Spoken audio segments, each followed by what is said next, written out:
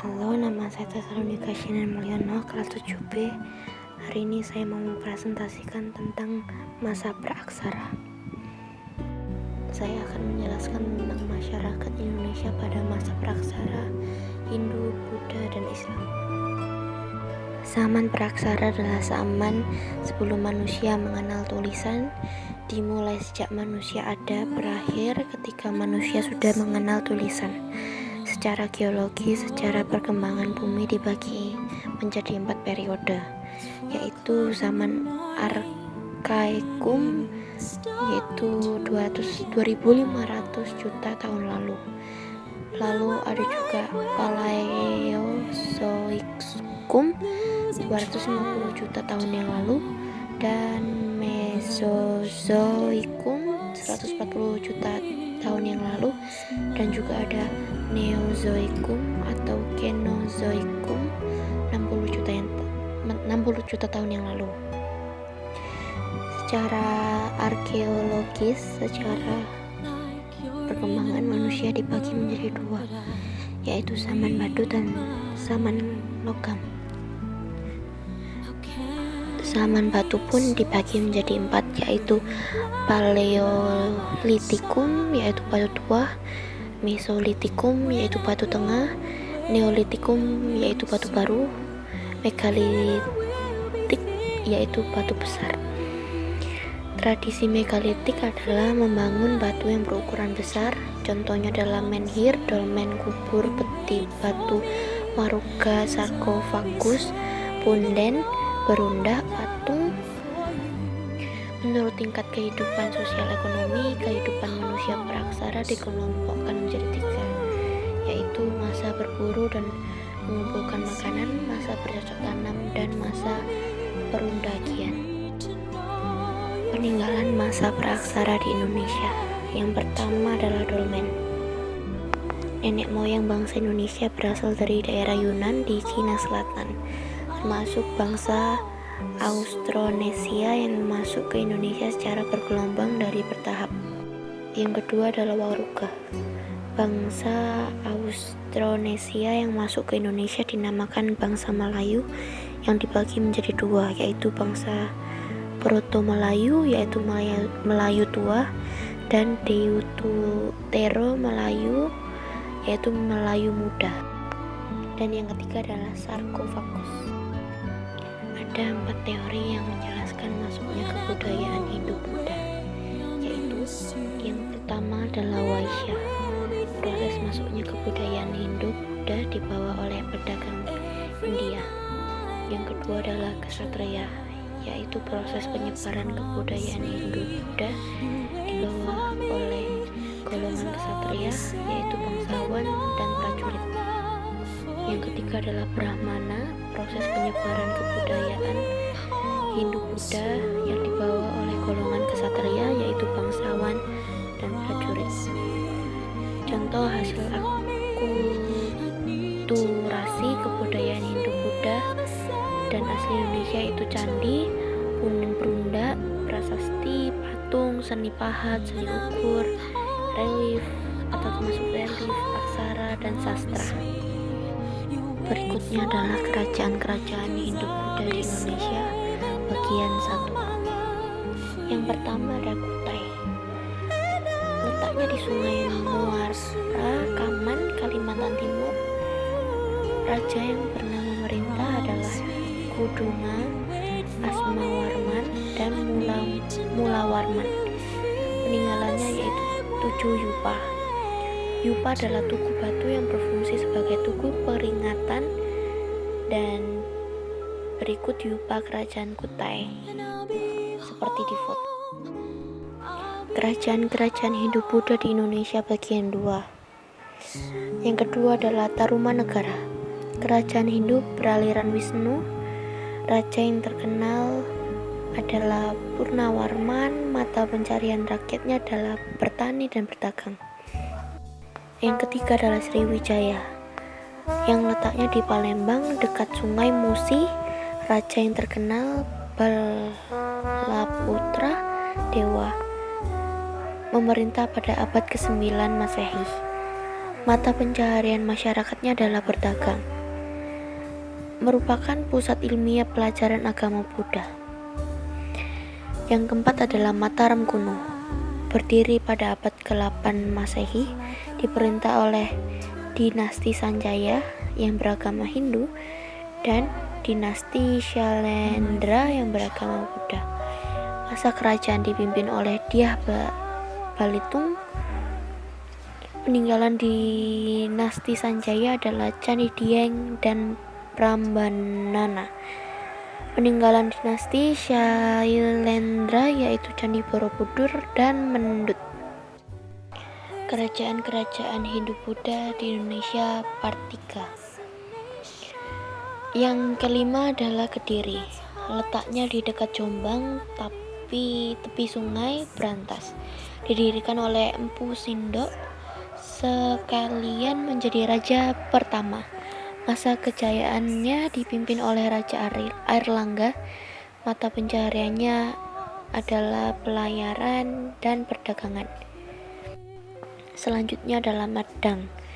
Berawal dari pembagian kerajaan oleh Airlangga menjadi Janggala dan Panjalu. Namun ketika Airlangga wafat, Janggala dan Panjalu perang. Dimenangkan oleh Panjalu. Masa kejayaannya dipimpin oleh Raja Jayabaya. Mata pencaharian rakyatnya adalah pelayaran dan perdagangan. Kerajaan-kerajaan Hindu-Buddha di Indonesia bagian 4. Selanjutnya adalah Singasari. Didirikan oleh Ken Arok pada tahun 1222 Masehi. Masa kejayaannya dipimpin oleh Raja Kertanegara. Mata pencaharian rakyatnya adalah pertanian dan perdagangan. Selanjutnya juga ada Majapahit. Kerajaan Hindu-Buddha terbesar di Indonesia. Letaknya di dekat Mojokerto, didirikan oleh Raden Wijaya. Sekaligus raja pertama Raden Wijaya berhasil meruntuhkan Jayakatwang dan menghancurkan tentara Mongol yang dipimpin oleh Kubilai Khan.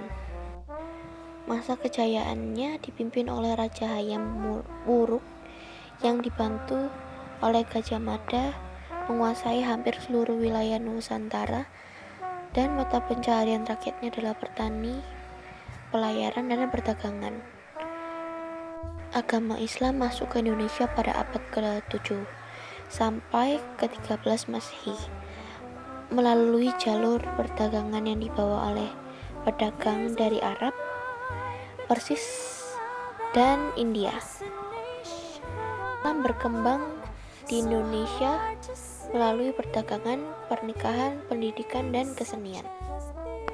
Selanjutnya adalah Kesultanan Islam yang ada di Indonesia. Yang pertama ada Samudra Pasai.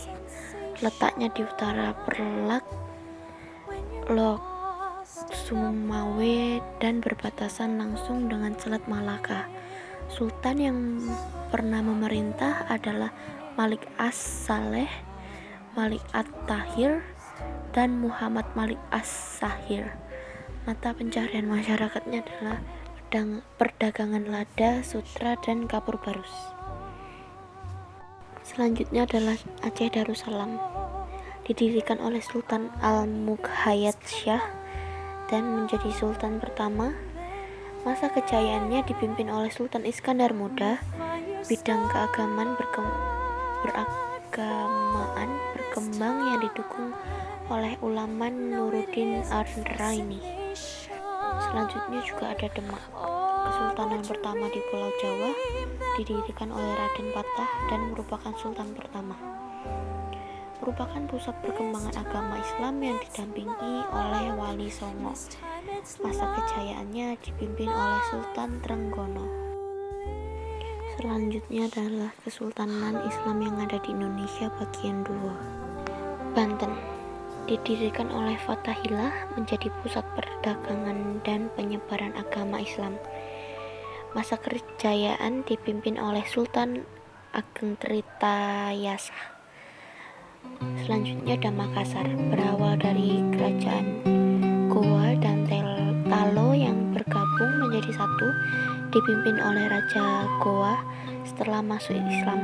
menjadi Kesultanan Makassar. Masa kejayaan dipimpin oleh Sultan Hasanuddin. Selanjutnya adalah Mataram, didirikan oleh Sutawijaya dan menjadi sultan pertama. Masa kejayaan dipimpin oleh Sultan Agung. Mata pencaharian rakyatnya adalah pertanian. Selanjutnya adalah Ternate dan Tidore. Ternate merupakan kesultanan paling maju hingga menyebabkan persekutuan, yaitu Uli Siwa dipimpin oleh Ternate dan Uli Lima dipimpin oleh Tidore. Ternate merupakan pusat perdagangan rempah-rempah seperti pala dan cengkeh. Kesultanan Islam yang ada di Indonesia bagian 3 adalah Banjar. Berawal dari kerajaan Banjar dipimpin oleh Raden Samudra. Ketika perang melawan Nagara Daha, Banjar meminta bantuan Demak, dan apabila menang, Banjar dan semua rakyatnya akan masuk Islam. Setelah menang menjadi Kesultanan Banjar, mata pencaharian rakyatnya adalah perdagangan lada. Lalu dilanjut dengan peninggalan sejarah Islam di Indonesia. Yang pertama adalah masjid, tempat ibadah umat Islam. Masjid yang merupakan peninggalan kesultanan yaitu Demak, Menara Kudus, Banten, dan Baitul Rahman yaitu Kesultanan Aceh seperti di foto berikut. Lalu juga ada keraton, yaitu Istana Raja atau Sultan yang sampai saat ini masih ada, yaitu Keraton Surakarta. Selanjutnya juga ada kaligrafi, yaitu tulisan indah dalam bahasa Arab. Peninggalan sejarah Islam di Indonesia bagian 2. Selanjutnya adalah Debus, yaitu kesenian bela diri dari Banten. Lalu ada juga perayaan Sekaten dan Grebek, yaitu upacara peringatan kelahiran Nabi Muhammad SAW. Selanjutnya juga ada seni tari yang merupakan peninggalan kesultanan, yaitu tari Saman. Selanjutnya juga ada karya sastra berupa babat, hikayat, suluk, dan syair. Sekian presentasi PPT dari saya yang bertemakan masa praaksara pelajaran IPS kelas 7B Tesalonika Syahnur Mulyono. Sumbernya berasal dari Google yang sudah saya cantumkan linknya di sana. Sekian dari saya, terima kasih.